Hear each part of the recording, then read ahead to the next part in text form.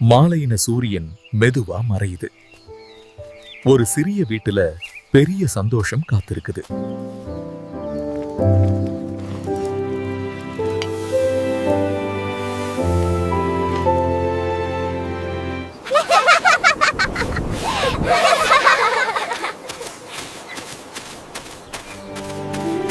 அப்பா, தண்ணி அடிக்காதீங்க.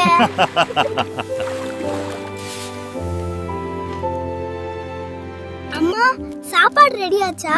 இன்னும் கொஞ்சம் காத்துருங்க. அப்பதான் ருசி அதிகம்.